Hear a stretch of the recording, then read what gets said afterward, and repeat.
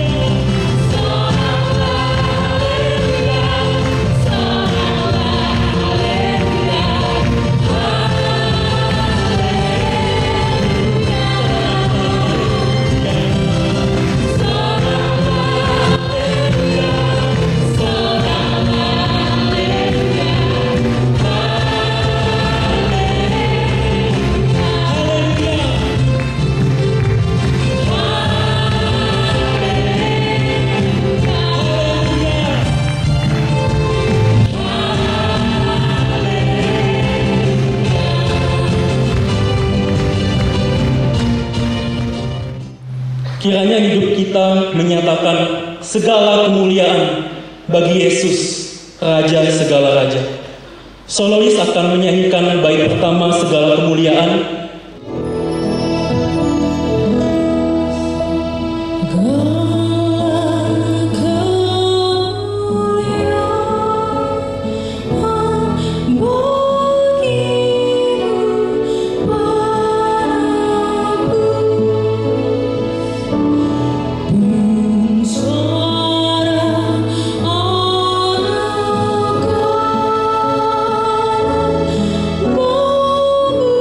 Muji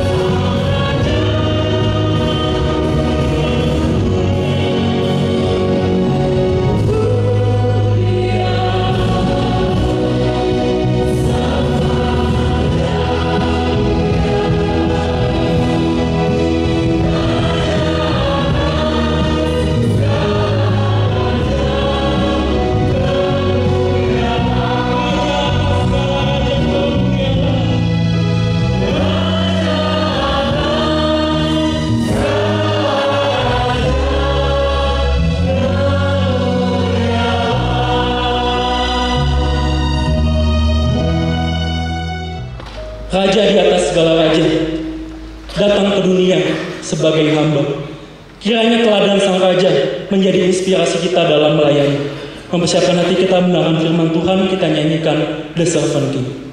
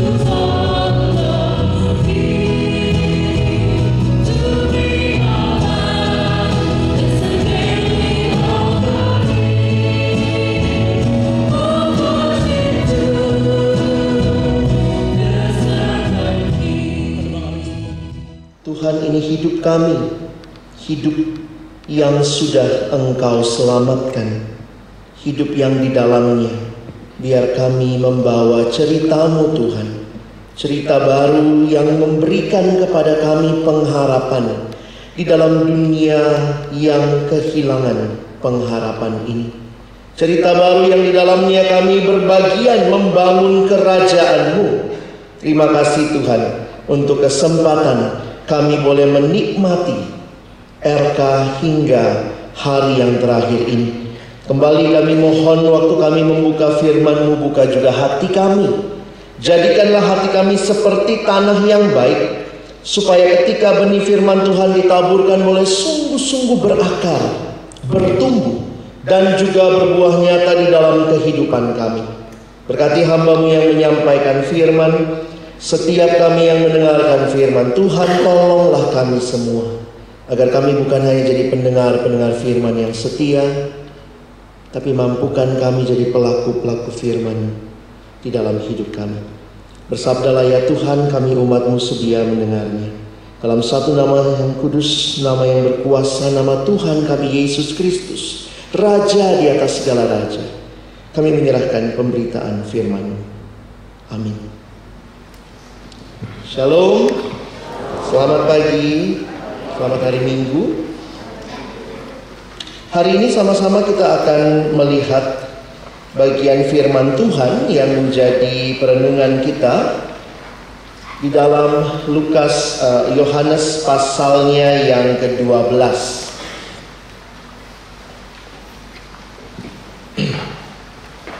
Yohanes pasalnya yang ke-12. Kita akan membaca di dalam ayat yang ke-20 hingga ayat yang ke-26. Yohanes pasal yang ke-12 ayat 20 sampai dengan ayatnya yang ke-26. Mari kita baca bergantian. Saya mulai baca ayat 20. Mohon teman-teman sekalian baca ayat 21. Kita bergantian sampai ayat yang ke-26. Yesus memberitakan kematiannya. Di antara mereka yang berangkat untuk beribadah pada hari raya itu terdapat beberapa orang Yunani.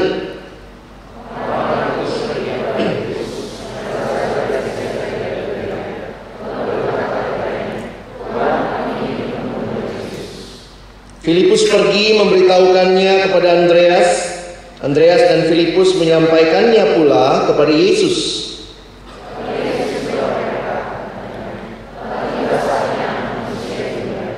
Aku berkata kepadamu, sesungguhnya jika biji gandum tidak jatuh ke dalam tanah dan mati, ia tetap satu biji saja.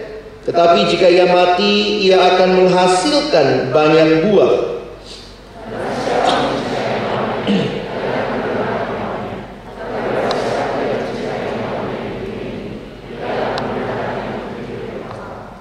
Barang siapa melayani aku, ia harus mengikut aku, dan di mana aku berada, di situ pun pelayanku akan berada. Barang siapa melayani aku, ia akan dihormati Bapa. Saudara yang dikasihi Tuhan, ketika pertama kali membaca ayat yang ke-26, saya ingat waktu itu saya jadi merasa luar biasa sebagai orang yang melayani Tuhan. Kadang-kadang kita cari kehormatan dunia, kita cari orang menyanjung kita. Tapi waktu baca ayat 26, apalagi waktu itu masih baru pelayanan, pembicaranya bilang ayat 26, wow rasanya. Saudara cari kehormatan siapa? Barang siapa melayani aku, ia akan dihormati Bapa. Wah, waktu baca ayat itu pertama kali rasanya luar biasa. Tapi mendalami terus ayat ini, mendalami konteksnya, saya harus mengatakan Tuhan, sungguh itu semua adalah anugerah Allah. Saudara perhatikan, kalau kita langsung membaca pasal 12 ini, kita akan mungkin kebingungan dengan konteksnya. Apalagi cara dan gaya bahasa Yesus di dalam bagian ini agak sedikit berbeda dengan Injil-Injil yang lain. 3 Injil yang lain disebut sebagai Injil sinoptik: Matius, Markus, dan Lukas. Sementara Injil Yohanes di dalam penempatannya itu dikaitkan dengan Injil yang sifatnya cukup teologis.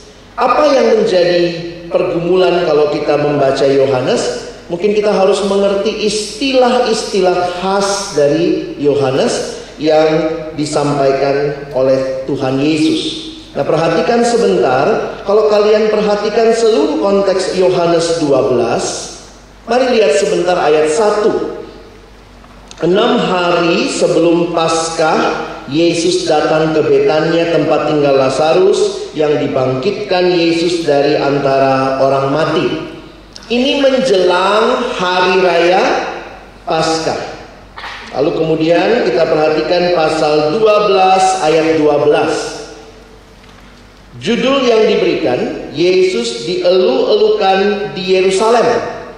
Keesokan harinya ketika orang banyak datang merayakan pesta mendengar. Jadi sudah muncul orang-orang karena mereka biasanya kumpulnya di Bait Allah dalam perayaan Paskah itu. Lalu Yesus sedang di tengah jalan menuju Yerusalem.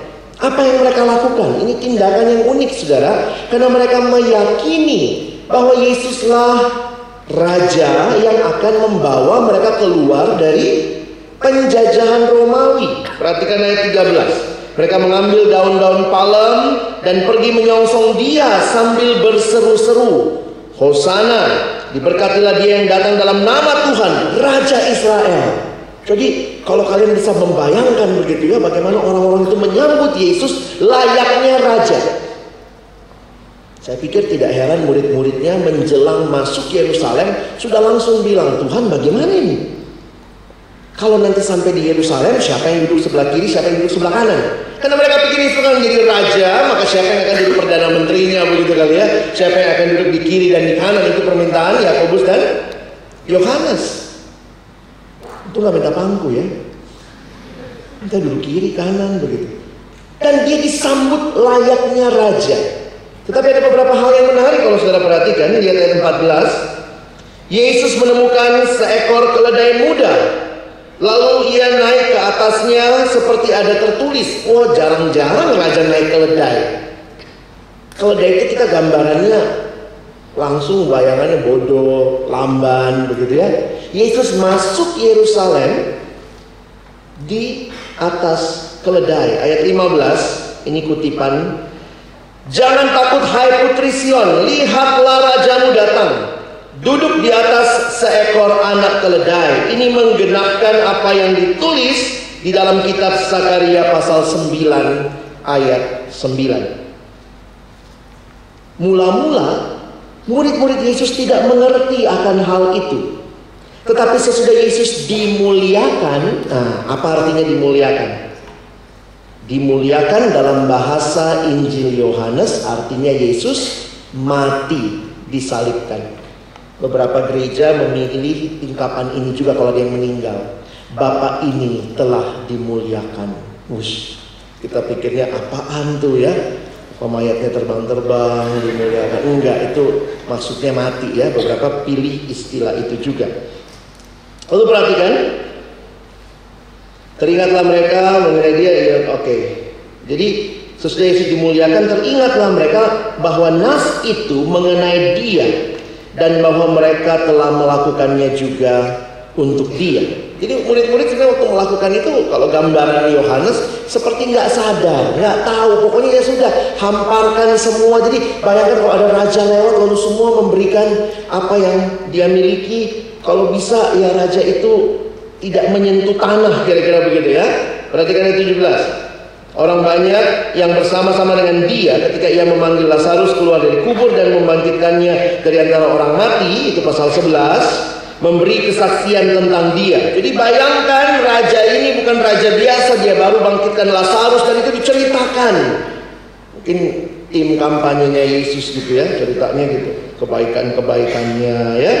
18. Sebab itu orang banyak itu pergi menyongsong Dia karena mereka mendengar bahwa Ia yang membuat mujizat itu.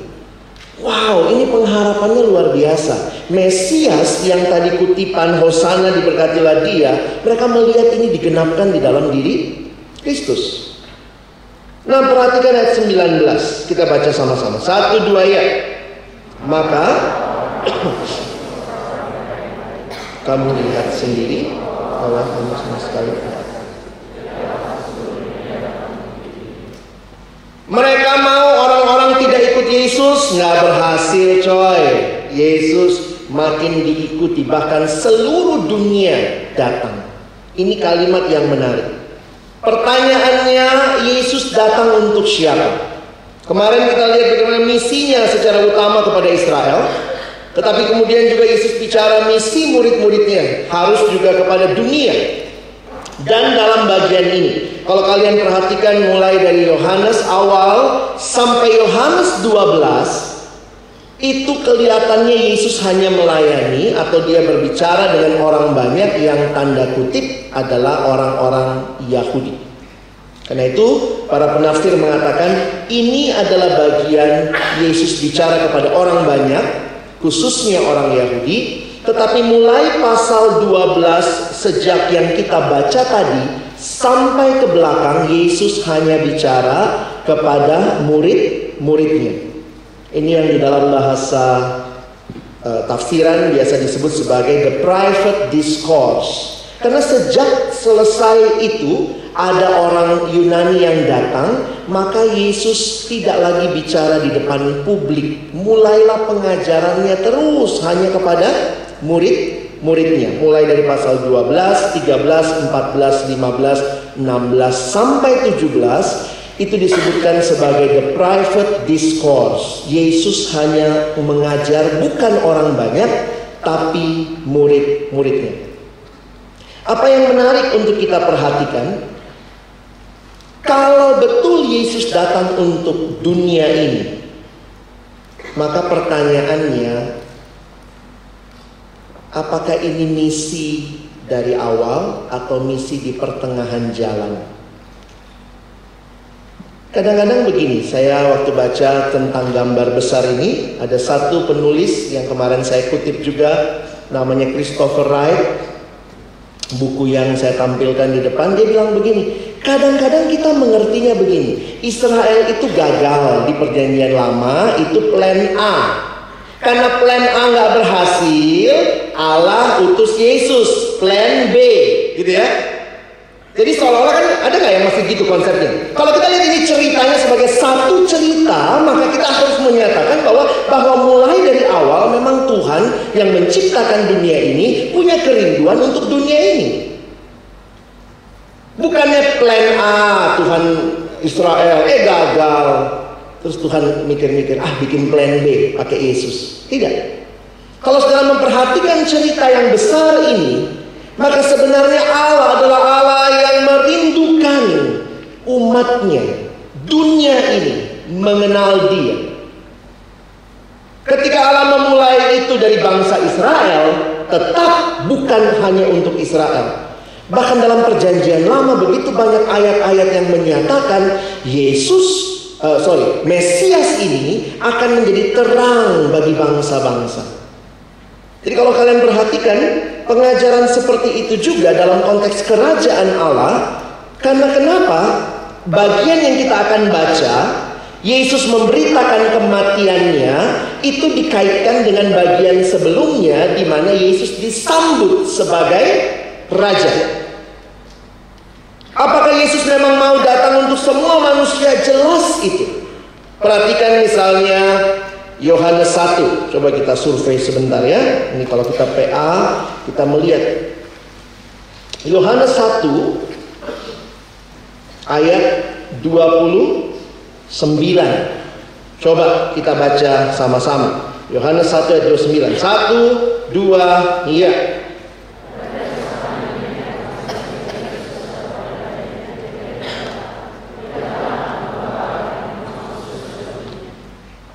Yohanes mencatat, lihatlah anak domba Allah. Ini kalimatnya Yohanes Pembaptis ya, yang menghapus dosa dunia. Jelas.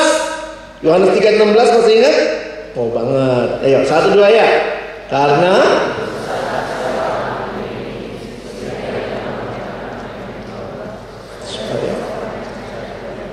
tidak binasa,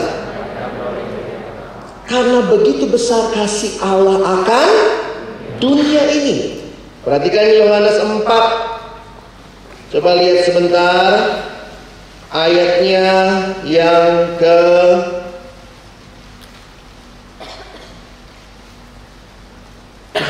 42. Coba baca sama-sama ya. Yohanes 4 ayat 42. Saya baca 41.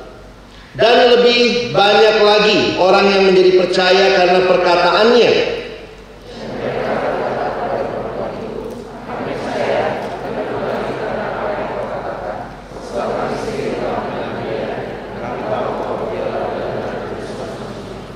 Dialah juru selamat dunia. Sampai perhatikan ayat pasal 12 tadi, ayat 19.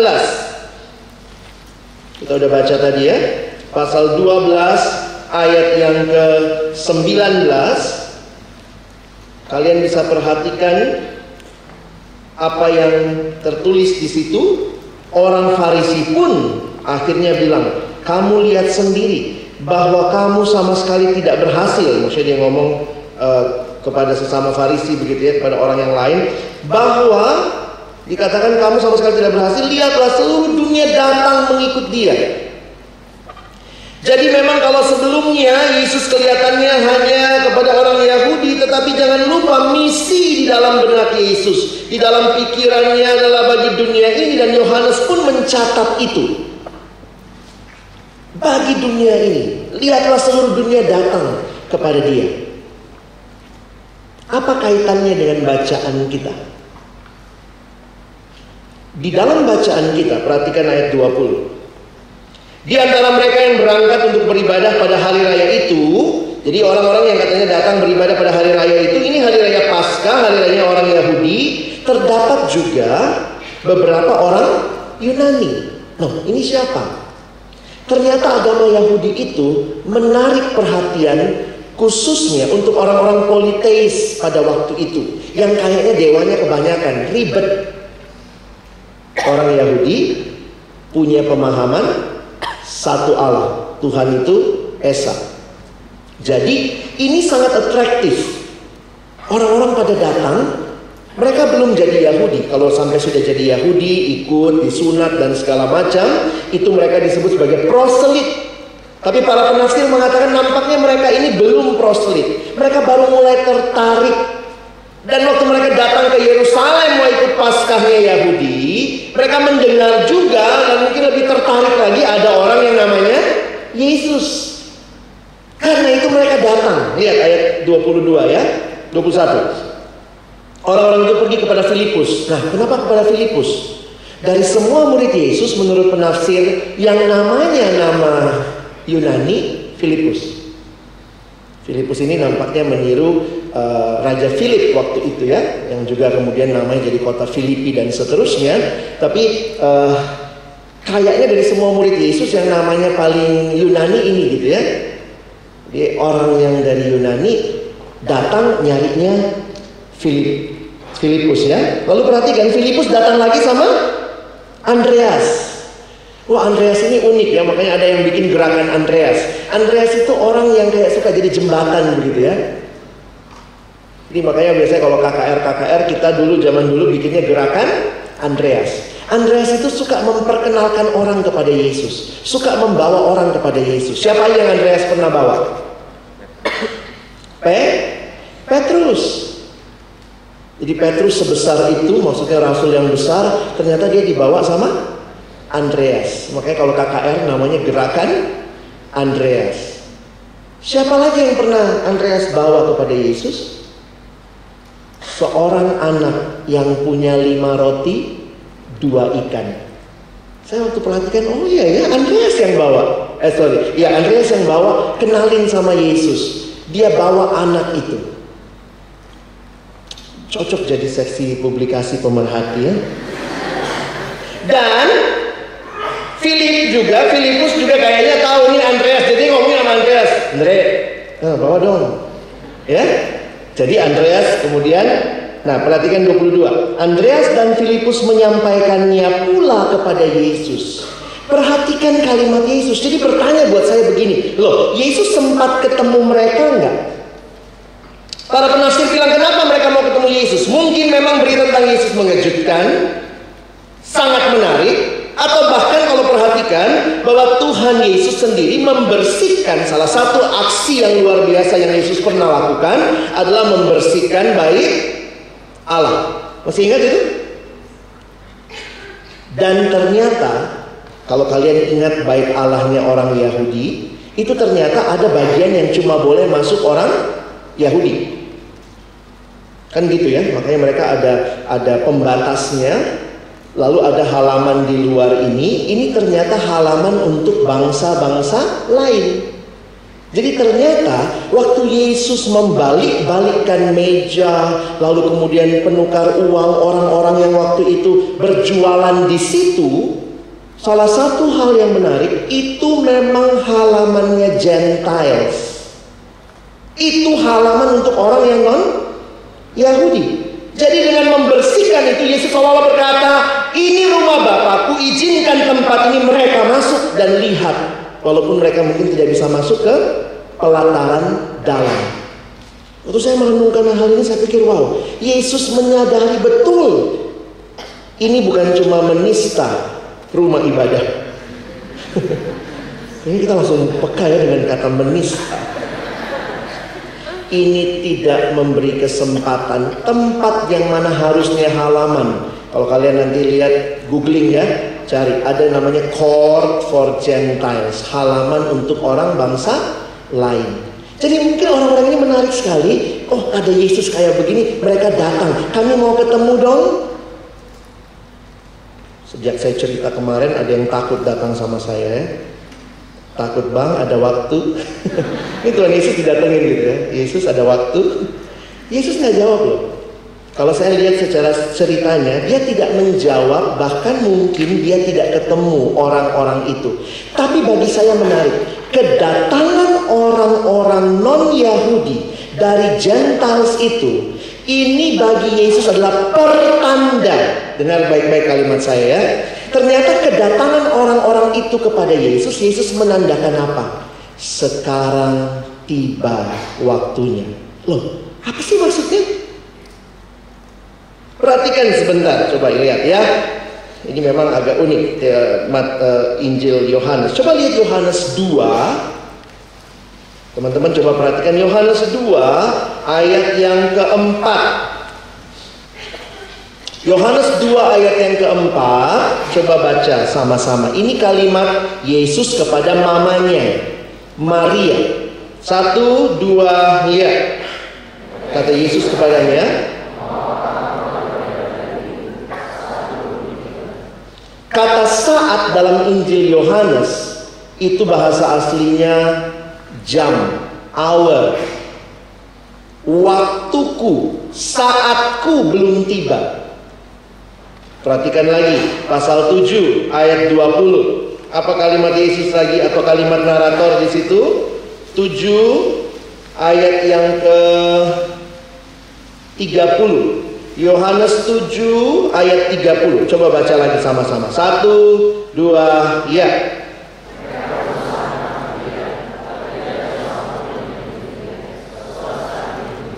Saatnya belum tiba.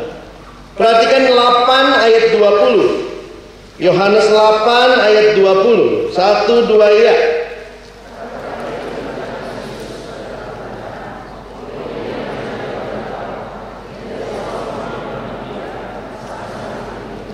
Saatnya ini apa sih? Apa yang belum tiba? Saatnya belum tiba, saatnya belum tiba. Dalam konteks Injil Yohanes, saat yang tiba itu adalah saat di mana Yesus akan naik ke kayu salib. Jadi Yesus seolah-olah mau mengatakan, belum tiba saatnya, nanti aku akan ke salib. Narator mengatakan orang nangkap pun nggak bisa nangkap, nggak jadi nangkap. Kenapa? Saatnya belum tiba.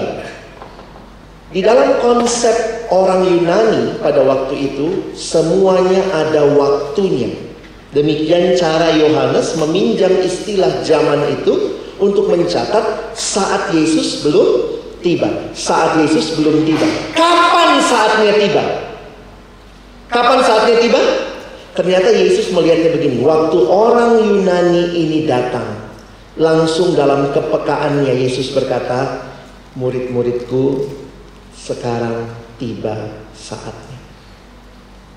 Ketika bangsa-bangsa lain datang, Yesus berkata, now this is the time. Time untuk apa? Ada satu penafsir yang saya kutip, dia mengatakan, ketika Israel datang, Yesus melayani mereka, dia ke domba-domba Israel, mereka datang, saatnya belum tiba. Tapi ketika bangsa-bangsa lain datang, Yesus berkata, saatnya tiba. Karena apa? Dia datang untuk semua orang. Itu cara Yohanes mencatat. Now this is the time. The hour has come. Waktunya sekarang ini. Nah, mari kembali ke dalam Yohanes 12 untuk kita melihat bagaimana Yesus dikatakan dalam judul LAI memberitakan kematiannya. Jadi kita tidak tahu apakah orang-orang Yunani itu sempat ketemu dengan Yesus atau tidak. Tapi saya mau fokus kepada ayat 23. Tetapi Yesus menjawab mereka. Para penafsir nanya, siapa mereka? Orang Yunani kah? Atau Andreas dan Filipus? Kemungkinan besar Andreas dan Filipus. Telah tiba saatnya anak manusia dimuliakan. Kematian Kristus, karya salib, bagi orang Yunani adalah kebodohan. Bagi orang Yahudi adalah kutuk orang mati tergantung di kayu salib. Tetapi di mata Allah, kematiannya adalah kemuliaan, the glory. Dan itu yang dituliskan di sini. Telah tiba saatnya anak manusia dimuliakan. The king pay the cost for the kingdom. Perhatikan tadi di atas, Yesus dielu-elukan sebagai raja. Dan waktu dia lihat orang Yunani pun mulai datang, dia tahu ini saatnya. Saat untuk apa? Untuk mati di kayu salib. Itu cerita kecilnya. Tapi kalau kita kaitkan dengan cerita kerajaan, untuk membawa masuk saudara dan saya ke dalam kerajaannya, sang raja bayar harga yang paling tinggi. Hari ini kita bicara komitmen. Jangan mulai dengan komitmenmu. Lihat komitmen sang raja. Komitmen sang raja untuk mendirikan kerajaannya, untuk membawa balik umat yang adalah milik raja. Dia mati. The cost is his own life. Ini bukan kematian untuk sok-sokan, saudara ya. Makanya saya waktu merenungkan, kadang-kadang kalau kita cuma sampai, kenapa Yesus mati buat saya? Kenapa Yesus mati buat saya? Oh, supaya menyelamatkan saya. That is not the whole story. That is part of the story. Alkitab pakai dua kata yang menarik. Dan kata ini sebenarnya kata yang menyiratkan luar biasa tentang kerajaan. Kalau saudara misalnya punya satu benda ya, saya suka kasih ilustrasi ini kan. Kalau saya ciptakan benda ini, maka begitu benda ini dicipta, ini punya siapa? Punya penciptanya. Kalau bilang kan bisa dijual bang, tahan dulu otak dagangmu. Tapi begitu sebuah benda dicipta, itu milik penciptanya. Jadi menarik sekali ketika Allah menciptakan, ini kata pertama yang saya mau soroti. Allah menciptakan, maka dia mencipta untuk dirinya. Sadari betul, saudara dan saya dicipta bukan untuk diri kita, tapi untuk dirinya. Karena dia menciptakan kita, maka kita miliknya. Siapa raja kita? Dialah raja kita. Dan manusia jatuh dalam dosa. Terjadi pemberontakan dalam kerajaan itu. Apa yang terjadi? Pemberontakannya adalah ketika manusia berkata, stop, saya tidak butuh raja lain. Keluar dari hidupku. Aku sekarang rajanya. Dosa bertakhta. Bagaimana Tuhan selesaikan masalah dosa? Kadang-kadang saya mikir gitu ya. Gimana caranya Tuhan selesaikan masalah dosa? Bisakah engkau dan saya selesaikan masalah dosa? Nggak bisa. Kata kedua muncul sejak perjanjian lama. Konsep yang terus membayangi apa yang terjadi, yaitu kata menebus. Kata pertama mencipta, kata kedua menebus. Kalau ada sebuah benda terjual, tergadai, maka apa yang harus dilakukan? Saya menebus, berarti saya membayarkan sejumlah uang atau sejumlah barang supaya barang itu kembali jadi milik saya. Perhatikan dua konsep ini. Dalam penebusan dan dalam penciptaan, kedua-duanya ada konsep kepemilikan. Ceritamu, ceritaku. Oh, Tuhan selamatkan saya supaya saya bebas dari dosa. cerita kerajaan Allah. Demi membangun kerajaannya, Tuhan menyerahkan hidupnya, membayar hukuman dosa, supaya engkau dan saya kembali jadi miliknya yang merajakan Dia. Gabunglah dua cerita ini, dan saudara akan menemukan your life story is not only about you. Tuhan tidak ada satu kewajiban menebus kita sebenarnya. Kadang-kadang kalau dipikir ya, kalau saya sudah tidak peduli sama Tuhan, apa gunanya Tuhan peduli sama saya? Saya sudah tolak Dia. Teman-teman, saya suka nanya gini ya, ditolak enak nggak? Yang pernah ditolak, enak nggak?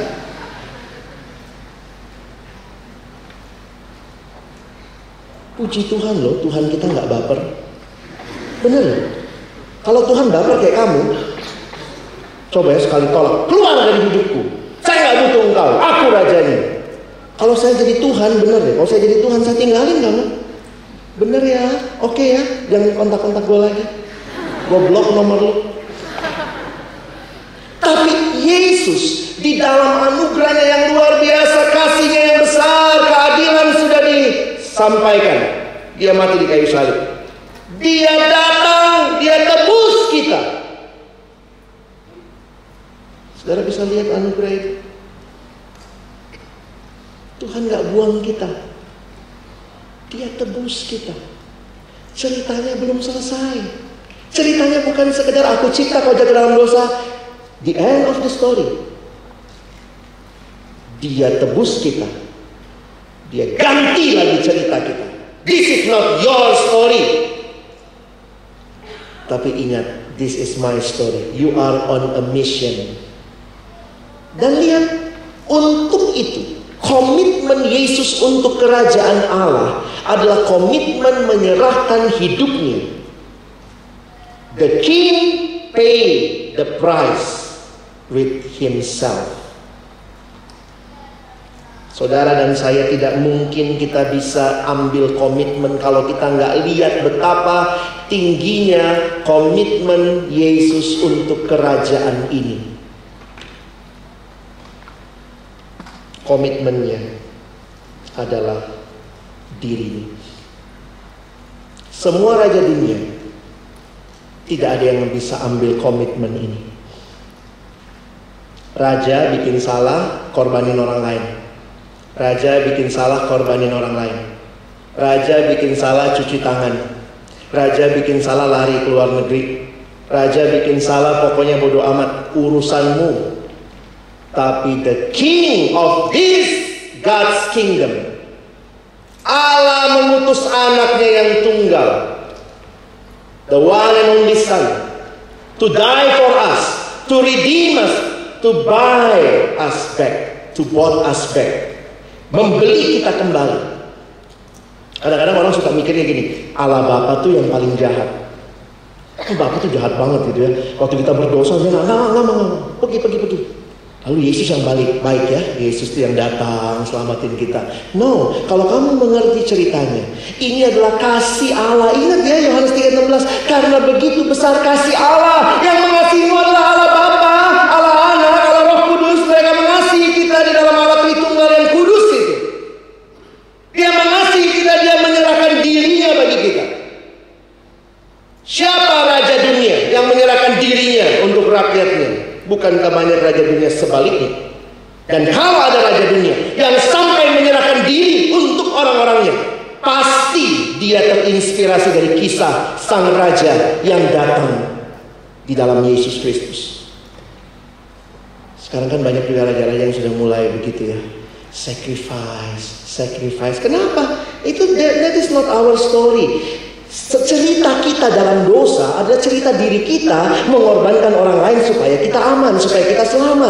Allah mendirikan kerajaannya bukan dengan cara itu, dengan Dia mengorbankan dirinya. This is the commitment yang Dia berikan untuk kerajaan itu.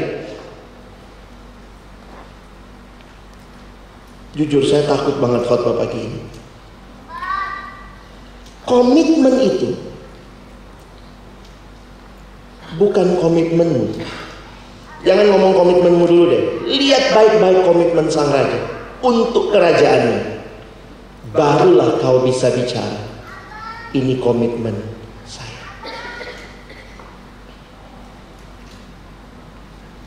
Apa prinsip komitmen yang ada, yang kita pelajari dari sang raja? He sacrificed himself. Dia mengorbankan dirinya untuk membawa kita kembali kepada raja. Waktu mikir begini, prinsip pelayanan kita dalam The Story of the Kingdom sama nggak ya? Self-sacrifice itu bukan pilihan dalam membangun kerajaan Allah. Itu keharusan. Karena apa? Teladan sang raja begitu. Makanya waktu saya merenungkan ini tadi pagi, saya pikir gini, Tuhan kok kebalik banget ya? Makanya Yesus ngomong begini. Coba lihat Markus 10 ya. Saya kaget juga waktu baca tadi. Markus 10. Yesus membandingkan dengan kerajaan dunia. Perhatikan Markus 10 ayat 41. Kita baca mulai dari 42 ya. 42 sampai 44 dulu. Markus 10, 42, 44. Yuk baca sama-sama. 1, 2, ya.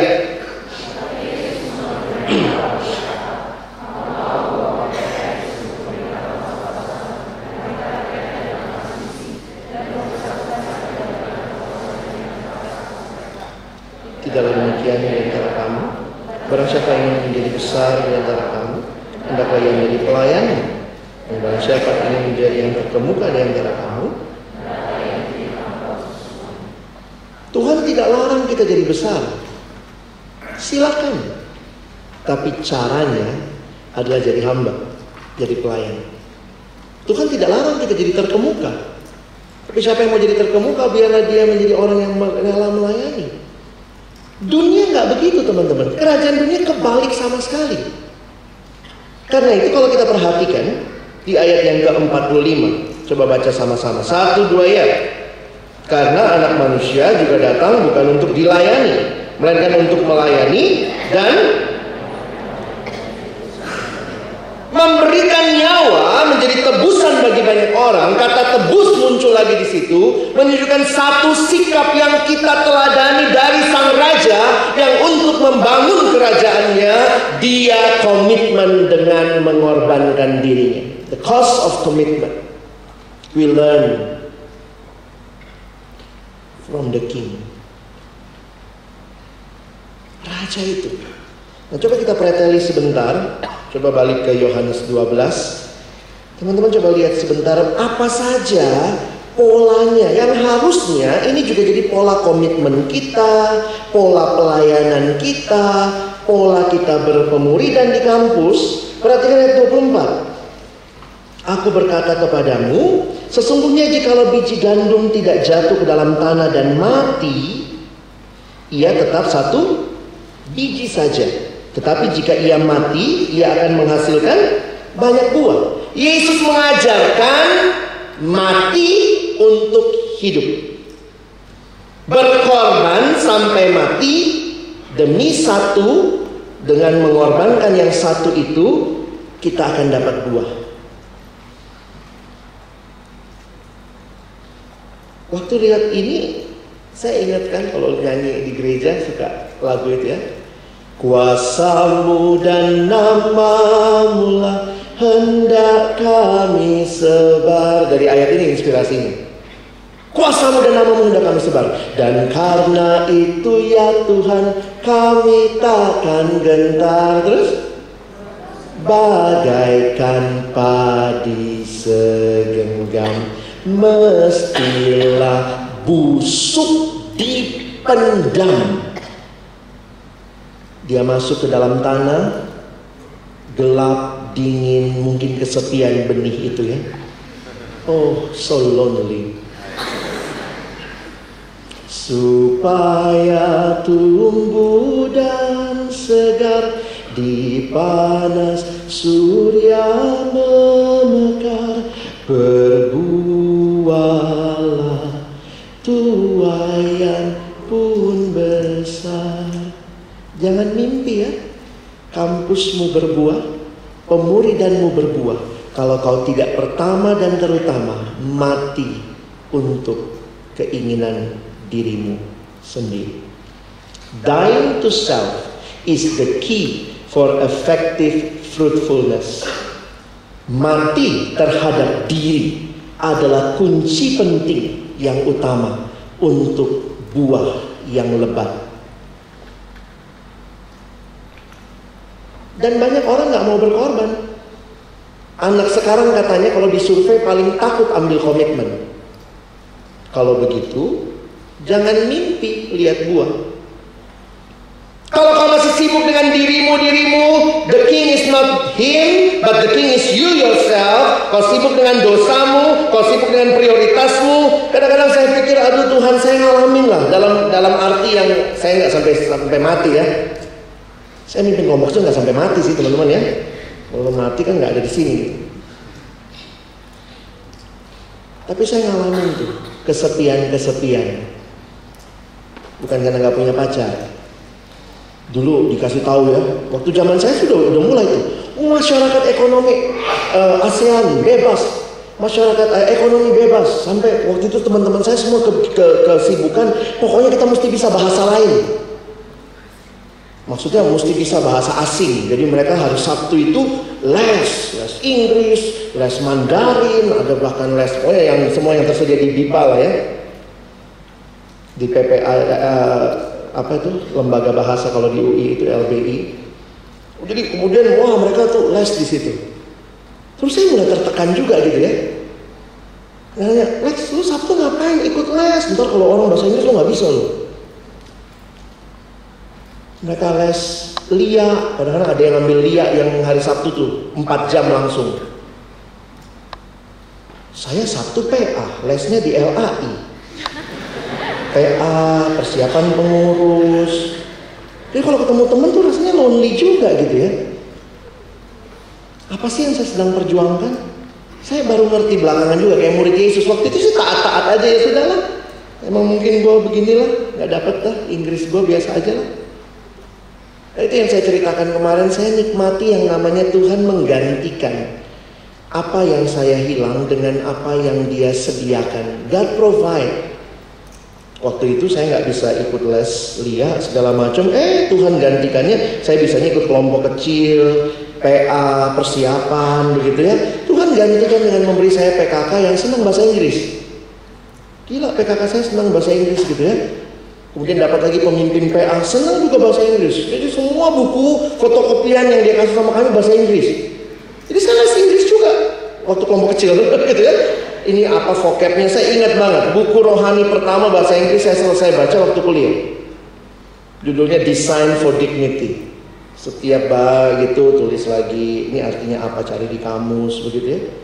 Tuhan gantikan dengan cara yang ajaib, nggak usah bayar lagi ya. Kerinduan saya untuk belajar, ya sudahlah saya nggak bisa kayak mereka, saya belajar sendiri. Bahkan Tuhan gantikan lebih lagi. Kadang-kadang waktu saya akhirnya bisa studi ke Inggris, saya studi S2 saya di Inggris, kadang-kadang saya suka mikir gitu, wow, kagak pernah les LIA, gak pernah ke Inggris kuliah. Maksudnya begini loh, kalau les LIA jangan tiba-tiba pulang keluar ya, jangan, bukan itu poin saya. Tapi belajar mati kepada keinginan kita yang kita tahu bahwa ada hal yang mungkin Tuhan sediakan lebih besar. Ini pergumulan pribadi ya, belum tentu cerita saya ceritamu. Ini cerita apa ceritamu? Kamu mesti menemukan apa sih yang Tuhan panggil. Jangan-jangan kamu mati-matian les Inggris cuman karena begini, kamu cuman untuk dirimu sendiri, sehingga akhirnya mati kepada keinginan diri. Itu kunci untuk akhirnya hidup kita berbuah. Mungkin hidupmu belum berbuah, atau bahkan tidak berbuah, karena kau tidak pernah mati untuk keinginanmu sendiri. Kau tidak tiru sang raja yang demi kerajaannya dia mati supaya dia melihat buah yang banyak. Dia kesepian, dia mengalami begitu dingin seperti benih yang ada satu di dalam tanah. Oh, tidak bisa, akhirnya mati. Dan kematian itu bukan tunas yang akhirnya berbuah dan kemudian jadi lebat. This is the way of the kingdom. Saya mau menantang pagi ini kampus-kampus di Jakarta, pelayan-pelayan siswa, kampus-kampus di daerah, kampus-kampus yang ada pengurusnya, pelayannya, PKK-nya, stafnya, mau atau tidak mati untuk melihat buah yang banyak. Kalau tidak, camp besar ini tinggal nama. Building kingdom is happen. Selesai pulang. Semua pulang hidup untuk dirinya sendiri. The way of the kingdom is follow the kingdoms, the king commitment. Perhatikan ayat 25. Barang siapa mencintai nyawanya, ia akan kehilangan nyawanya. Ini kok semua dibolak-balik. Dunia bilang makin cinta nyawa. Barang siapa tidak mencintai nyawanya di dunia ini, ia akan memeliharanya untuk hidup yang kekal. Wow. Barang siapa melayani aku, ia harus mengikut aku. Dan di mana aku berada, di situ pun pelayanku akan berada. Saya waktu renungkan ini berarti gini loh. Tuhan hadir bersama saya, itu jaminannya di dalam misinya, di dalam pelayanannya. Dan karena dia telah kasih teladan yang utama, Bapa mengasihi Yesus, Bapa menghormati Yesus. Waktu saya ada di dalam persekutuan dengan Yesus melakukan pelayanannya, saya pun dihormati Bapa. Tapi saya dihormati Bapa bukan dengan komitmen asal-asalan. Karena saya disertai Yesus dengan komitmen yang dia buat, yaitu dia menyerahkan semuanya. Maka kalau saya ada dalam persekutuan dengan Yesus dan saya memberikan juga semuanya, barulah Bapa menghormati. Ini yang saya bilang, saya akhirnya makin mengerti ayat ini. Bukan semua orang yang melayani dihormati Bapa. Mungkin pelayananmu, kalau Tuhan evaluasi kayak jemaat di Wahyu, apa itu? Kau datang persembahkan sama Tuhan waktumu yang sisa.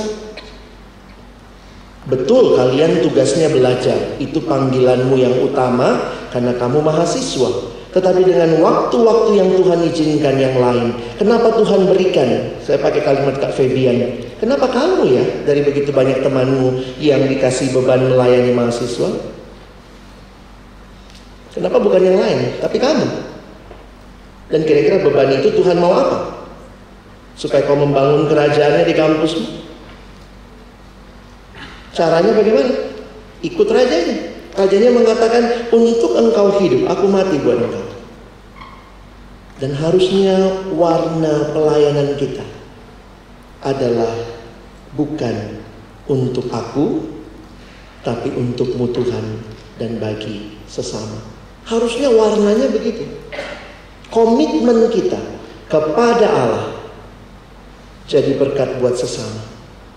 Dan saya yakin Tuhan akan pelihara bagian kita. Komitmen apa yang saudara mau ambil untuk melihat buah di kampusmu?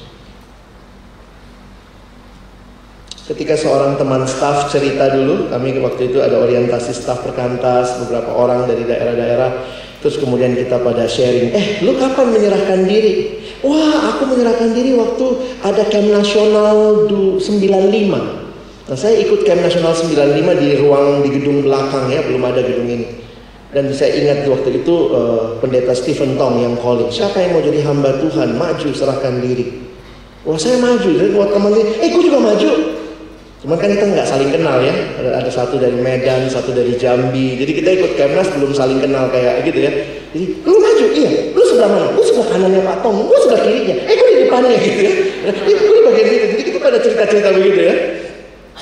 Terus kemudian ada satu anak, saya tanya, siapa yang, gimana kamu diteguhkan waktu menjawab panggilan pelayanan?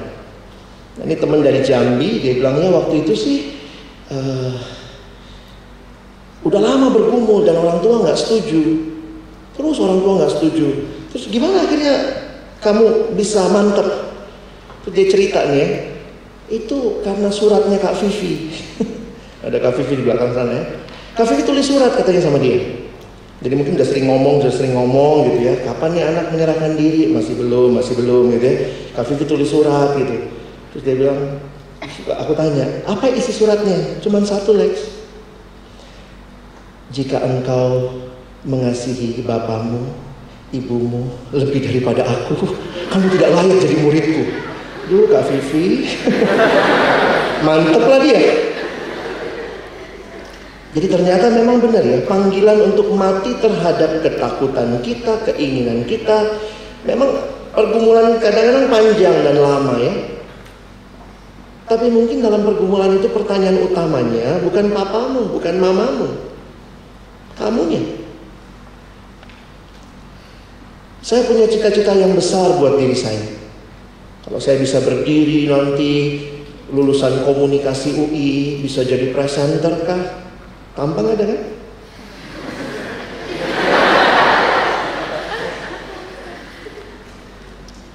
Ngomong sekian jam dapat berapa ratus juta. Wah, besar sekali mimpi-mimpi saya. Tapi Tuhan, waktu itu saya ingat, sebenarnya waktu pergumulan paling utama, waktu saya harus memutuskan saya tetap lanjut di paduan suara atau tidak. Siapa yang kau muliakan di paduan suara? Oh, dengan suara saya kan saya bisa memuliakan Tuhan. Tanya lebih dalam, siapa? Tuhan. Siapa, Lex? Aku sih. Waktu masuk pelayanan juga kayaknya Tuhan uji lagi loh. Kadang-kadang kita pelayanan kan bisa begitu ya. Kayak TikTok kemarin, saya melayani supaya saya diberkati. Saya banyak dimurnikan dalam pelayanan. Nanti siang saya cerita, karena itu bagian terakhir kita. Saya lihat diri saya dalam Petrus banget itu. Tuhan murnikan.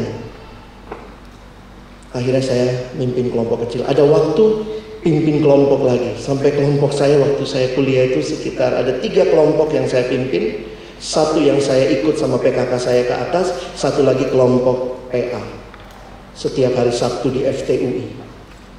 Kayak hidup tuh penuh dengan kelompok begitu. Saya bukan berkata saya yang paling hebat. Kalian gak mesti ikut cerita saya. Tapi dalam pergumulan saya waktu itu sebagai seorang mahasiswa tingkat akhir, yang studinya bukan tingkat akhir ya. Waktu itu saya semester 5 kalau nggak salah. 5 atau 4 gitu. Itu kuliah kan padat banget teman-teman ya. Kuliah padat, saya mulai bingung gitu, Tuhan gimana ini. Terus kemudian ditawarin gitu ya. Senior bilang, ayo Lex terlibat, jadi ini. Saya udah mikir, aduh gimana caranya. Kan logikanya gini, kalau saya banyak pelayanan, jangan-jangan studi saya berantakan. Tapi saya akhirnya menjalani studi, saya patahkan stigma itu. Kenapa? IP saya paling tinggi justru waktu saya paling sibuk. Kenapa? Karena jadinya saya hargain waktu banget gitu. Dan begitu selesai saya jadi pengurus, mata kuliah tinggal berapa, jebloklah IP saya. Kaget saya. Kayak Tuhan ngajarin, kau pikir kau santai, IP-mu bagus, katanya 3 pelayanan fokus studi, enggak juga loh. Kadang-kadang kalau mau bangga dikit masa lalu ya, wow, pelayanan saya jadi PKK 3 kelompok, jadi ketua di kampus. IP saya paling tinggi loh. 6 mata kuliah, dari atas sampai bawah, waktu terima IP saya hampir pingsan di depan bagian akademis. Semua IP-nya 4. Saya kaget. Teman saya karena kaget lihat saya, dia langsung bilang, kenapa? Dia ambil. Terus dia teriak-teriak, Alex 4, satu kampus tahu. Saya nggak kebayang orang IP 4 bisa karena 2 mata kuliah, dua-duanya A. Ini 6, berat. Kadang-kadang waktu saya mikir ke belakang gitu ya, Tuhan, this is not about me. Kayak itu saya melihat sebagai kekuatan dari Tuhan. Nih, kau pelayani aku, kau dapat kekuatan, kau bisa bagi waktu, ini hasil yang Tuhan nyatakan. Teman-teman, saya nggak tahu bagaimana kau harus mati terhadap ambisimu kan, keinginanmu, atau mungkin pergumulanmu terlalu sederhana, dosa. Saya makin sadar, orang yang dibelenggu dosa akan sulit melayani. Kenapa? Dosa itu selalu arahnya diri kita. Pulang ke kos, mungkin kamu melayani di depan, tapi pulang di kos mulai video porno, masturbasi, capek, tidur. Besok begitu lagi. Jadi bukannya pulang di kos mikirin kerajaan Allah lagi, gimana ya bisa lebih efektif ya, bagaimana supaya anak-anak ini bisa. Jadi orang gak punya waktu mikirin tentang kerajaan Allah. Kau akan sibuk mikirin dirimu. Saya makin mengerti kalau orang hidup bagi dirinya, kau tidak siap melayani. Kau mati terhadap dosa. Oh mungkin masalahku bukan dosa bang. Oke, mungkin ambisimu. Aku pengen sekali jadi PNS. Tapi siapa tahu Tuhan panggil kau jadi hamba Tuhan. Atau aku pengen banget jadi hamba Tuhan. Tuhan bilang kau PNS.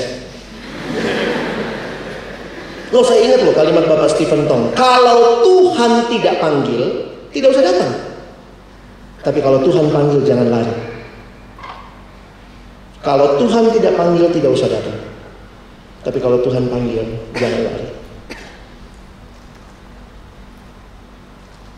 Ketika saya menyerahkan diri jadi hamba Tuhan penuh waktu, mengubur dalam-dalam cita-cita saya untuk jadi kaya dan terkenal, saya mengalami krisis juga teman-teman. Kadang-kadang kalau reuni saya jadi gak berani datang. Kenapa? Teman saya yang dulu nyontek sama gua udah naik mobil, naik apa gitu ya, waktu itu malu datang. Nanya, Lex lu datang naik apa? Saya naik turun bus ya. Waktu itu saya ingat saya naik turun bus satu waktu pakai baju lengan panjang begini. Saya ingat mau pelayanan ke kampus di Jakarta Barat tuh. Saya naik P12 ke Grogol, mau ke Trisakti. Saya ingat banget, saya naik itu ya. Itu saya baru jadi staff kira-kira 2-3 tahun pertama. Terus ada ibu-ibu nanya, karena saya bawa tas gede gitu ya. Pak, jual produk apa pak? Saya dalam hati gitu, gila ya, gua ini IP-nya lumayan bagus dulu waktu kuliah. Dikira sales. Pak jual produk apa pak? Oh enggak bu. Tasnya kok ada isi apa? Ini mau tahu aja. Kepo banget sih jadi ibu-ibu ya. Ketemu di bus lu padahal. Lalu saya langsung mikir gitu, Tuhan, benar deh, kalau bukan saya lihat Tuhan, saya pikir Tuhan saya nggak sanggup. Ego saya terlalu besar. Saya mau diri saya mau saya dimuliakan. Tapi Tuhan bilang tidak, jalannya bukan itu. Makanya kalau ada mahasiswa jatuh dalam dosa, ada alumni jatuh dalam dosa, karena saya nangis. Saya bilang, Tuhan saya serahkan diri, saya tinggalkan semua Tuhan supaya saya melayani Engkau, saya melayani mahasiswa adik-adikku ini, supaya mereka tinggalkan dosa. Kadang-kadang kan kayak berasa gitu ya, gila, lu main dosa mulu, saya tinggalkan pekerjaan untuk melayani kalian. Makanya beberapa kali kalau adik-adik kelompok kecil saya kadang kalau dalam kemarahan saya bilang, saya tidak tinggalkan karir saya dulu untuk orang yang terus mau hidup dalam dosa. Mau bertobat nih? Kalau enggak keluar dari kelompok kecil. Saya tidak butuh orang yang iseng-iseng ikut. Belajar semua hal. Tidak pernah mau mati buat diri sendiri. Kau tidak akan sanggup bangun kerajaan Allah. Kenapa? Saya pun juga bergumul terus sampai hari ini. Ada kemegahan-kemegahan yang kadang-kadang saya lihat kalau orang punya, Tuhan kenapa saya nggak punya? Tapi saya dihibur lagi. Sang Raja, dia Raja di atas segala raja, dia tinggalkan semua untuk engkau dan saya. Semuanya dia tinggalkan. Terlalu besar harga yang Yesus bayar untuk memberikan semuanya jadi milik kita, supaya kita kembali. Saya tidak tahu apa ambisimu, saya tidak tahu apa cita-citamu, tapi taruhlah itu dalam semangat komitmen Sang Raja, mati terhadap diri, supaya melihat buah itu banyak. Di situ Allah hadir, di situ kemuliaan itu ada, kehormatan kau nikmati. Bukan karena kau mencapai yang kau mau, tapi mencapai apa yang Allah mau. Maukah teman-teman? Maukah? Maukah kalian rela mati supaya ada buah-buah bagi kerajaan Allah? Mari berdoa.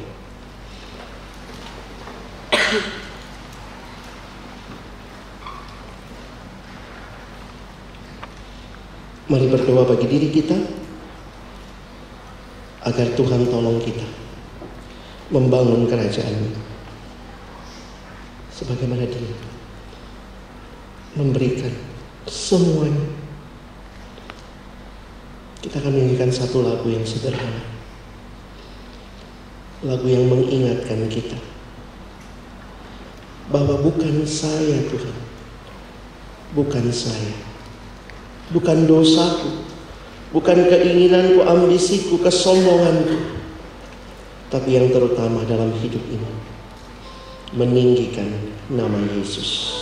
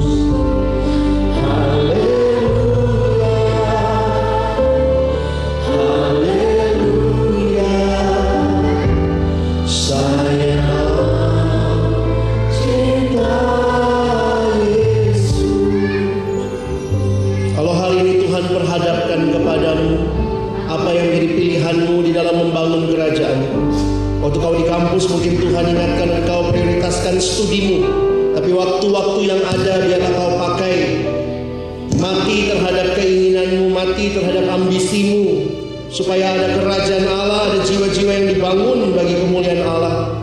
Karena kalau orang mencintai nyawanya, dia tidak layak untuk ikut di dalam membangun kerajaan Allah. Karena sang raja telah memberikan teladan menyerahkan nyawanya, the best of him. Mungkin kau masih sibuk dengan bergumul dengan dosamu. Lihat salib itu. Lihat salib itu. Kristus sudah mati bagi dosa-dosamu supaya engkau hidup bagi Dia. Maukah kau mati terhadap dosa dan hidup hanya bagi Dia? Mungkin kau sedang bergumul dengan ambisi pribadimu, keinginan pribadi. Mungkin kau sibuk dengan ketakutan-ketakutanmu karena kau punya rencana untuk dirimu. Bagi kalian yang alumni yang sudah bekerja, apakah betul kau bekerja supaya kerajaan Allah dibangun? Kau jadi PNS yang baik, yang benar-benar punya integritas, mati terhadap keinginan, mungkin keinginan untuk korupsi, keinginan untuk jadi kaya, keinginan untuk jalan pintas. Mungkin Tuhan panggil kau dalam bidang swasta, Tuhan panggil kau jadi pekerja dalam berbagai aspek bidang. Maukah engkau hadirkan kerajaan Allah dengan pertama-tama meniru komitmen sang raja? Mungkin mati terhadap diri sendiri. Ketika kau harus bangun pagi-pagi, kau saat teduh lebih pagi lagi. Tidak tidur terlalu malam supaya kau bisa mengalami persekutuan dengan Allah. Mati terhadap keinginanmu. Saya tidak tahu apa yang jadi pergumulan saudara, tapi hari ini lihat kembali ke salib itu. Semua yang Dia katakan, Dia genapkan di sana. Tuhan tidak hanya asal ngomong, Dia kasih teladan untuk kerajaan yang dibangun. Sang raja sendiri mati, tapi Dia bangkit dan memberikan kemenangan itu bagi kita.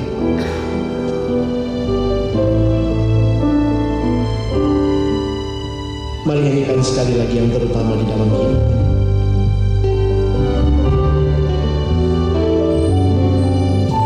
Yang terutama di dalam hidup ini meninggikan nama Yesus. Yang terutama di dalam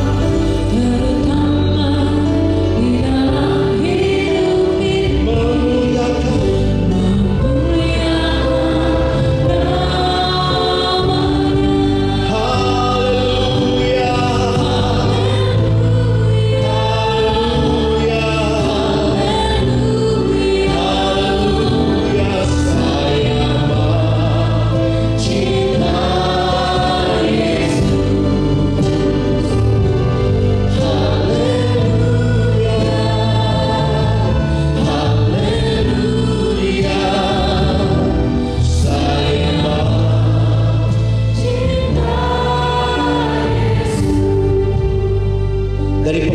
saya mengikut Tuhan, saya pun masih bergumul terus, mati terhadap diri.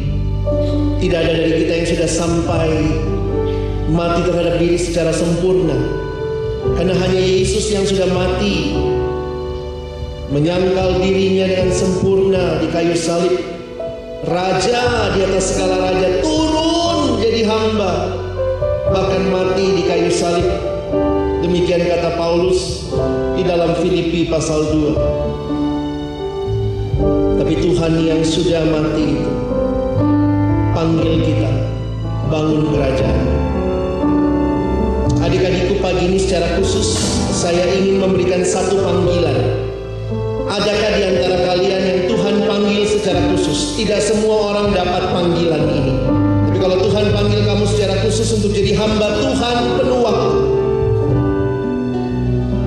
Bagi kamu yang Tuhan panggil secara khusus jadi hamba Tuhan penuh waktu,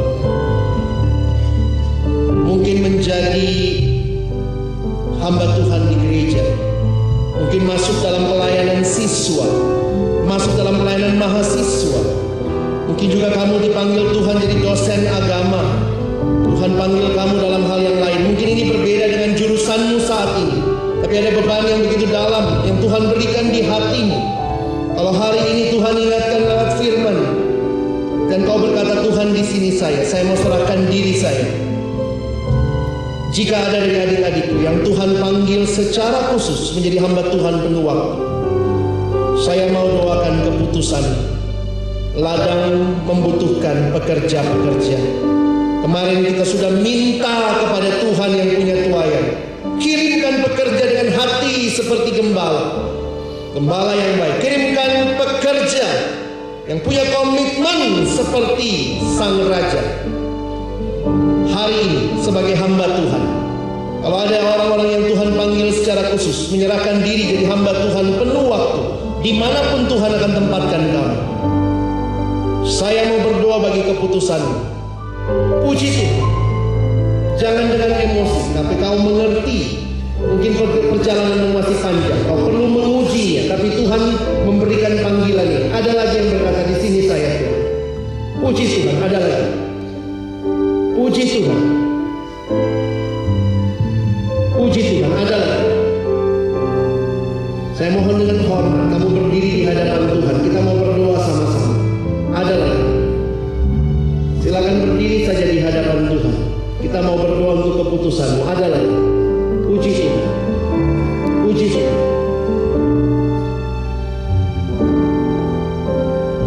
Ada lagi.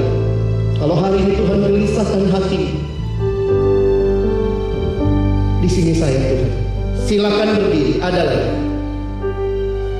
Puji Tuhan. Puji Tuhan. Ini panggilan terakhir sebelum saya berdoa. Adakah lagi yang kau sadar, Tuhan, saya tidak bisa lagi tahan? Kalau Tuhan panggil, saya mau jawab iya. Sekali lagi, kalau ini adalah panggilan Tuhan buat engkau, silakan berdiri.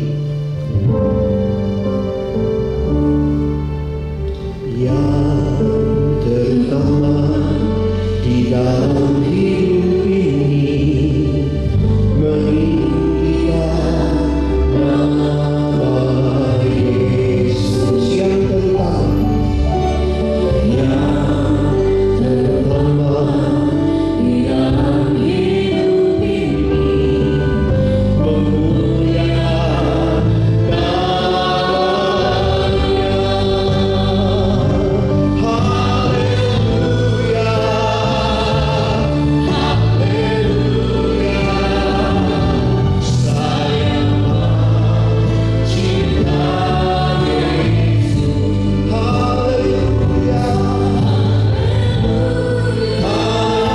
Haleluya, haleluya, haleluya, saya mencinta Yesus.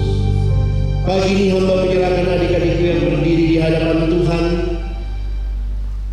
Mungkin begitu banyak orang yang mau berdiri untuk hidup sukses, hidup kaya raya.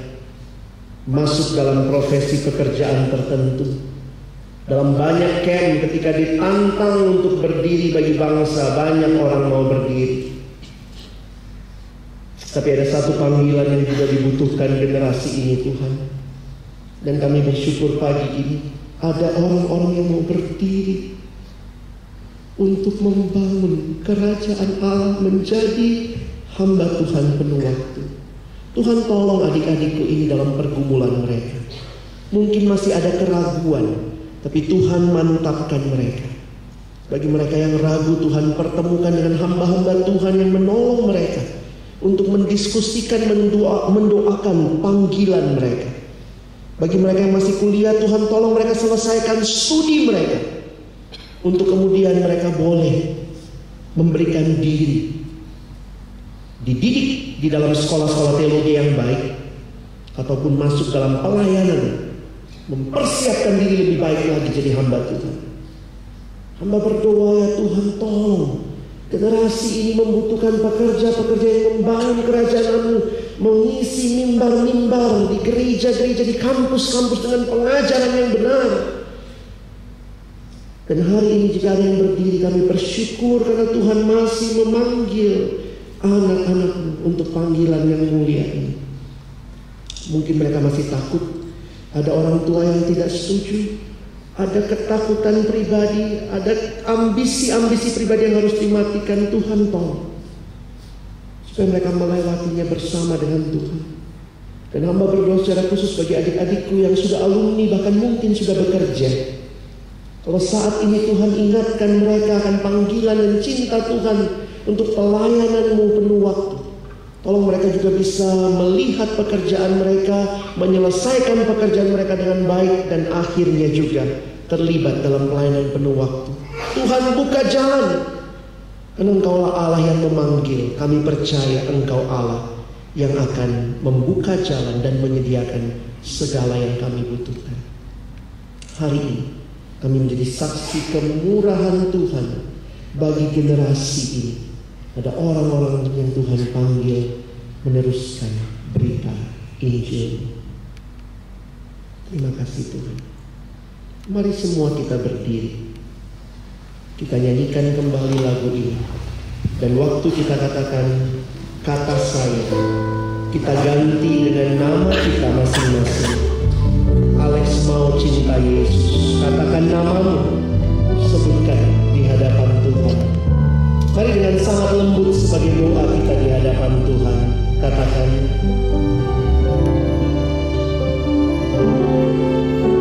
yang terutama di dalam hidup ini, meninggikan nama Yesus.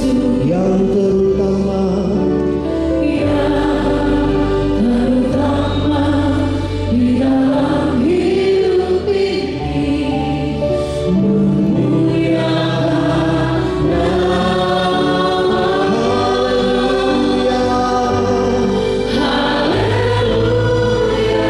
Haleluya, haleluya, haleluya. Katakan nama masing-masing. Cinta Yesus. Haleluya,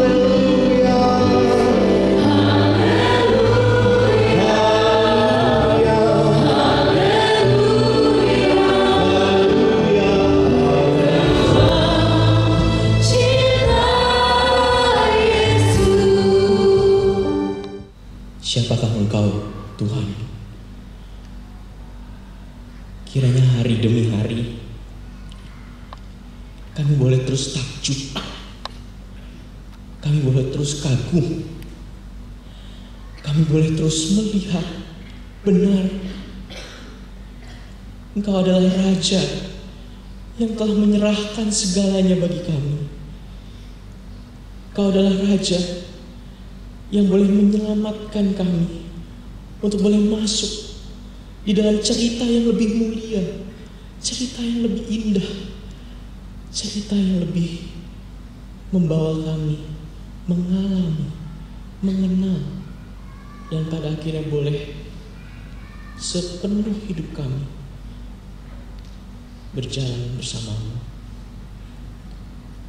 Ya Tuhan, berbicaralah terus pada kami. Satu hal yang hamba mohon, jadilah nyata dalam hidup kami.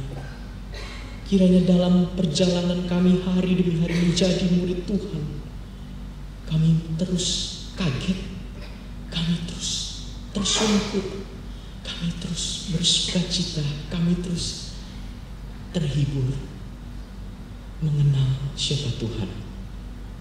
Terima kasih Tuhan, di dalam nama-Mu kami berserah. Amin. Kita akan memberikan persembahan, sekaligus kita juga mengumpulkan kertas komitmen KKRS. Mari berkomitmen untuk memberitakan kuasa dan nama Yesus dengan cara dan teladan Sang Raja. Mari bersama-sama kita memberikan persembahan, kita nyanyikan kuasa-Mu dan nama-Mu.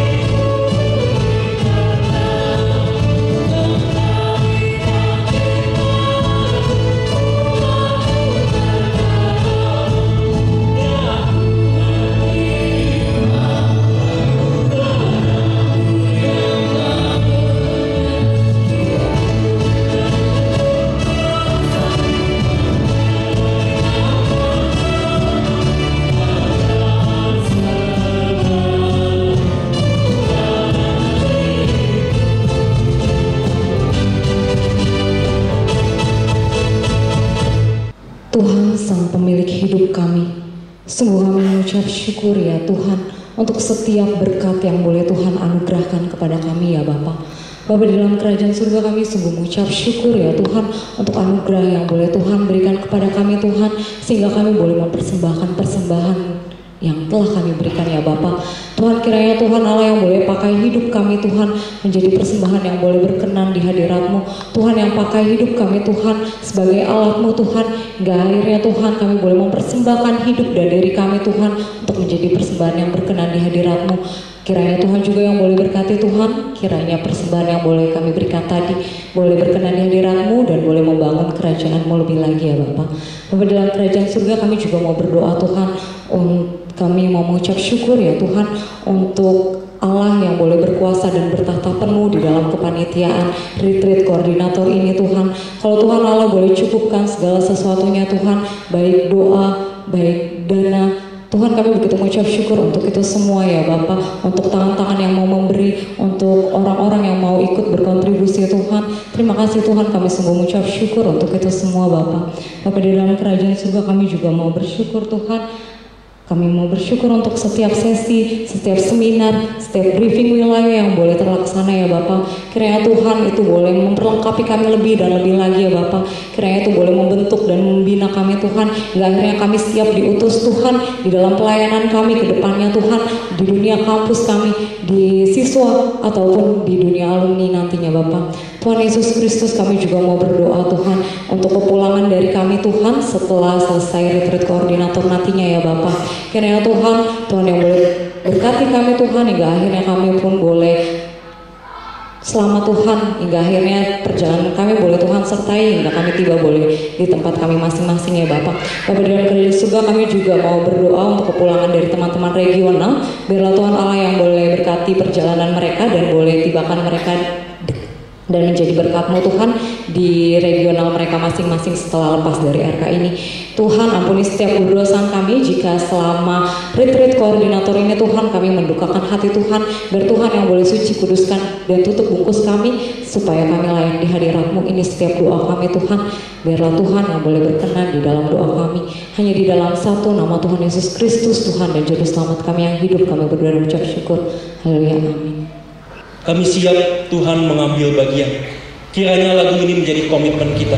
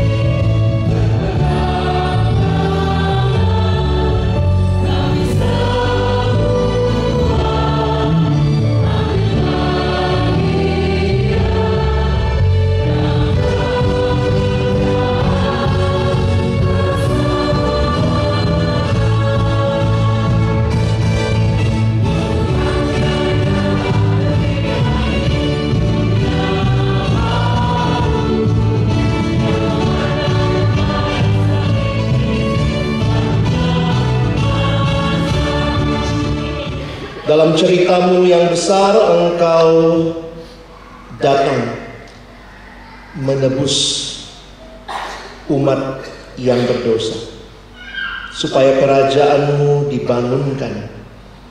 Dan biarlah cerita itu yang kami bawa, kami sebarkan. Kami pertama-tama menjadi pribadi-pribadi yang meniru teladan komitmen Raja kami. Bukan raja dunia yang mengorbankan orang lain, bukan raja dunia yang mempertahankan kuasa, tapi raja yang melepaskan semuanya supaya dunia ini kembali kepada Bapa. Terima kasih Tuhan. Biarlah kami mengambil bagian kami, melihat kampus-kampus, kota-kota dibangunkan karena ada pribadi-pribadi yang meniru Sang Raja, melepaskan keegoisan, kesenangan diri bagi kerajaan Allah. Terima kasih. Tolong kami menghidupi terus kisah yang belum selesai ini sampai Sang Raja datang kedua kali. Kami membawa berita sukacita ini. Terima kasih untuk ibadah minggu kami hari ini. Tuhan yang kiranya terus bertakhta di dalam hati kami dan di sepanjang acara ini sampai selesai nanti sore. Ini doa kami, ucapan syukur kami, dan kami menyatukan seluruh doa kami dengan doa yang indah yang Tuhan ajarkan kepada kami. Bapa kami yang di surga, dikuduskanlah nama-Mu. Datanglah kerajaan-Mu, jadilah kehendak-Mu di bumi seperti di surga. Berikanlah kami pada hari ini makanan kami yang secukupnya, dan ampunilah kami yang akan kesalahan kami, seperti kami juga mengampuni orang yang bersalah kepada kami. Dan jangan bawa kami dalam pencobaan, tapi lepaskanlah kami dari yang jahat. Karena Kau punya kerajaan dan kuasa dan kemuliaan sampai selamanya. Kiranya kasih karunia dari Tuhan Yesus Kristus, kasih yang kekal dari Allah Bapa, di dalam pimpinan penyertaan persekutuan Roh Kudus, menyertai kita sekalian hari ini sampai selama-lamanya. Amin. Bapa terima kasih. Bapa terima kasih. Bapa